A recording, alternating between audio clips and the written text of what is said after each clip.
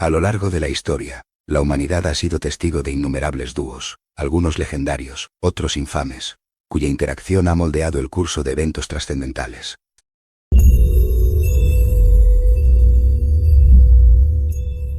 Desde los exploradores Lewis y Clark, cuya audacia cartografió un continente, hasta los forajidos Bonnie y Clyde, cuya historia de amor y crimen se grabó en la memoria colectiva, la dinámica entre dos individuos puede ser tan poderosa como impredecible.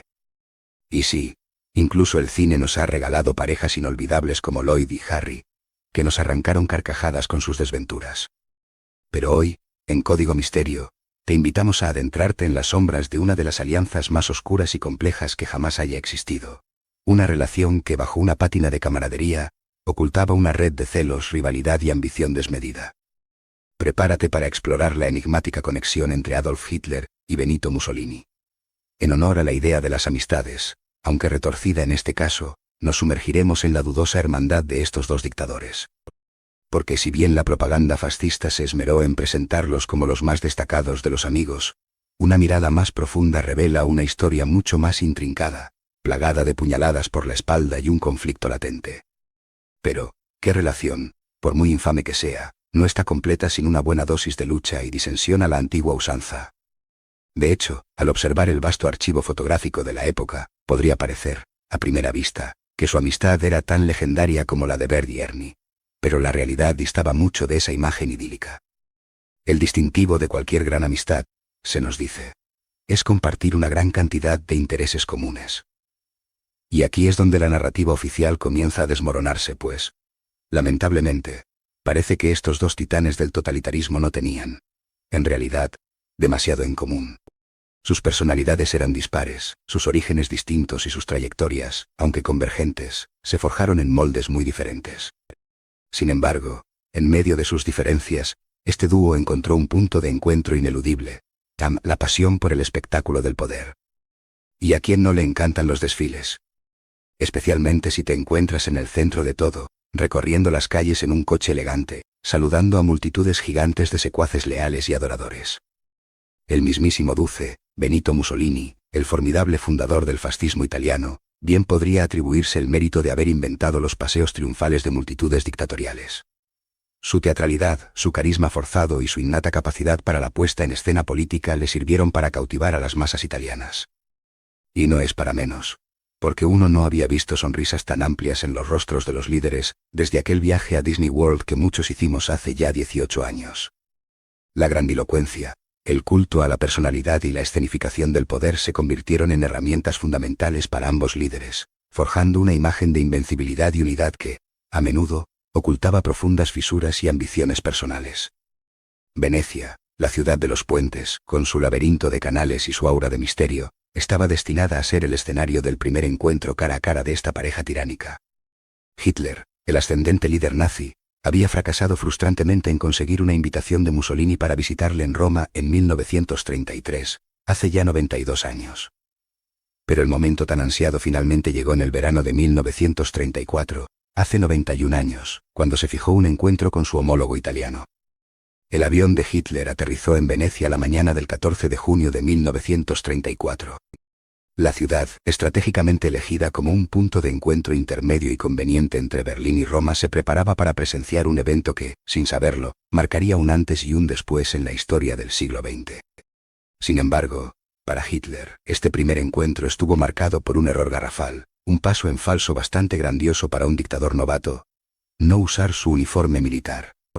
Esta omisión, aparentemente menor, revelaba la inexperiencia de Hitler y su, por entonces, menor estatura política en comparación con Mussolini. El Duce, con su característica teatralidad y su impecable uniforme, representaba el ideal de dictador consumado.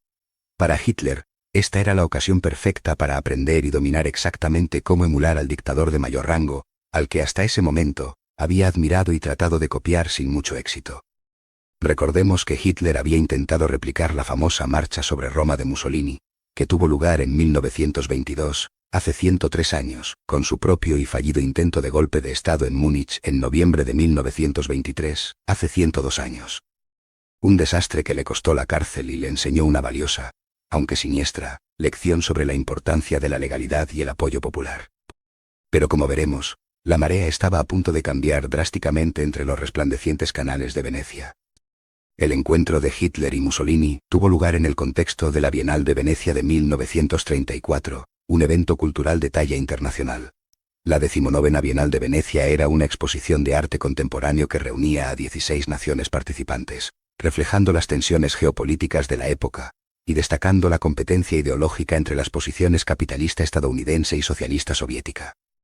Para Hitler, la cultura, y el arte en particular, no eran meros pasatiempos, sino poderosas herramientas de propaganda y control social. Durante su visita a la Bienal, Hitler no tardó en expresar su descontento con el pabellón alemán.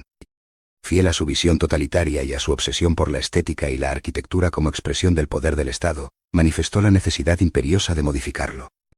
Quería que el pabellón se ajustara a los nuevos cánones arquitectónicos del nacionalsocialismo, una estética grandilocuente y monumental que reflejara la supuesta grandeza del Tercer Reich. Inmediatamente ordenó su rediseño. El ambicioso proyecto de remodelación del pabellón alemán fue confiado al arquitecto Ernst Haiger, quien tuvo la tarea de transformar la estructura existente para que encarnara los principios estéticos del régimen nazi. El edificio renovado fue inaugurado a tiempo para la Bienal de Venecia de 1938, hace 87 años, sirviendo como un poderoso símbolo de la influencia cultural y política de Alemania bajo el nacionalsocialismo. Las fotografías de la época nos muestran a Hitler recorriendo el pabellón alemán el 15 de junio de 1934, con una mirada crítica y calculadora, ya planeando cómo el arte podía servir a sus fines.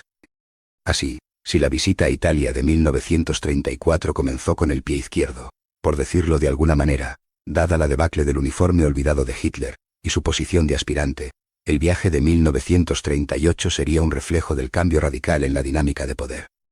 Hitler realmente intensificó su juego en mayo de 1938, hace 87 años.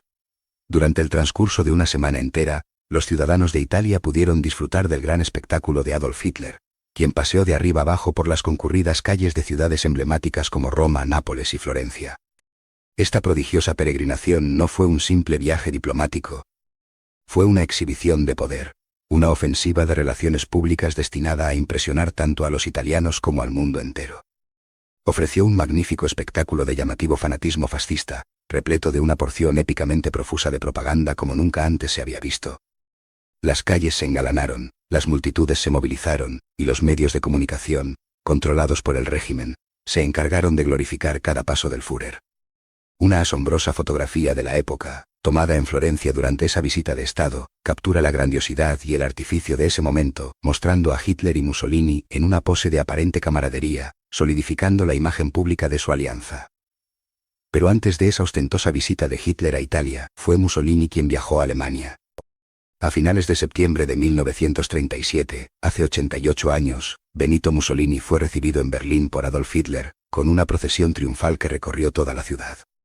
Este encuentro, meticulosamente orquestado, no fue casual. Tanto el Führer alemán como el Duce italiano lo habían diseñado con un propósito claro: cincentar la poderosa imagen de los dos dictadores más formidables del mundo como los compinches más acogedores, una fuerza unida e inquebrantable frente a un mundo que los observaba con creciente preocupación. Los gobiernos alemán e italiano pretendían que la pompa y las circunstancias que rodearon la reunión aliviaran cualquier sentimiento de mala voluntad que aún pudiera persistir entre los ciudadanos de ambos países. No olvidemos que, apenas 2 décadas antes, Alemania e Italia habían luchado en bandos opuestos durante la Gran Guerra, y la memoria de esos conflictos seguía latente en la psique popular. Este despliegue de grandiosidad tenía como objetivo borrar esas viejas rencillas y presentar una nueva era de cooperación y hermandad ideológica. El 25 de septiembre de 1937, en el marco de la visita de Estado de Benito Mussolini, se inauguró el Führerbau, el edificio del Führer, una imponente estructura que simbolizaba la nueva capitalidad de Berlín y el poder centralizado del régimen nazi.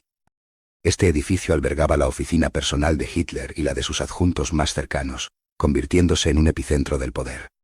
Paradójicamente, y con una ironía histórica escalofriante, solo un año después, en 1938, el primer ministro británico Neville Chamberlain y Hitler firmarían allí el infame Acuerdo de Múnich, un pacto que prometía paz para nuestro tiempo pero que en realidad solo retrasaría lo inevitable. La culminación de la visita de Mussolini a Berlín fue un gigantesco mitin. 1 millón de personas, una cifra asombrosa para la época, llenaron el Mayfield del Estadio Olímpico de Berlín para escuchar los discursos del canciller alemán Adolf Hitler y del dictador italiano Benito Mussolini, el 28 de septiembre de 1937. Las masas, embriagadas por la retórica nacionalista y la grandilocuencia de sus líderes, vitoreaban a unísono, cimentando la imagen de una alianza poderosa y una voluntad férrea que, creían, guiaría a sus naciones hacia un futuro glorioso.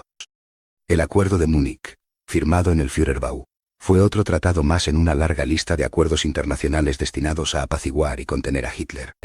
Se creyó que este, en particular, sería el tratado que finalmente pondría fin a todos los tratados, el punto final a las ambiciones expansionistas del Führer.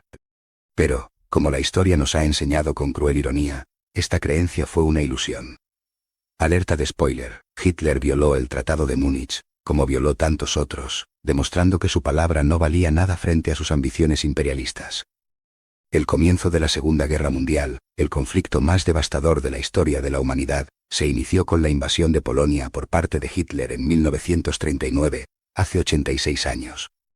Fue entonces cuando sus acciones de desacato de los tratados, finalmente se toparon con la fuerza física y la determinación de los demás países europeos. Estas naciones, que hasta entonces habían intentado contenerlo con negociaciones y concesiones, se dieron cuenta de que los tratados eran inútiles. Se percataron de repente, de que no se podía contener a Hitler de la misma manera que no se podía contener una avalancha o atar un deslizamiento de tierra. Su avance era imparable, a menos que se le opusiera una fuerza igual o mayor. Y justo a su lado, en esa cabalgata hacia el abismo, siempre estuvo su constante compadre, su compañero y compinche, el yin de su yang, el polo sur de su eje norte. El Duce, Benito Mussolini, fue su constante compañero de armas, el único que cabalgó o murió a su lado en esta macabra aventura. Una amistad forjada en la ambición, alimentada por la propaganda y destinada a terminar en la catástrofe. La historia nos muestra que incluso las alianzas más oscuras pueden tener un lado misterioso, una compleja red de motivaciones y traiciones que, al final, cambian el curso del mundo para siempre. Te invitamos a seguir explorando estos enigmas en futuros episodios de Código Misterio. Hitler y Mussolini. La oscura amistad que cambió el mundo.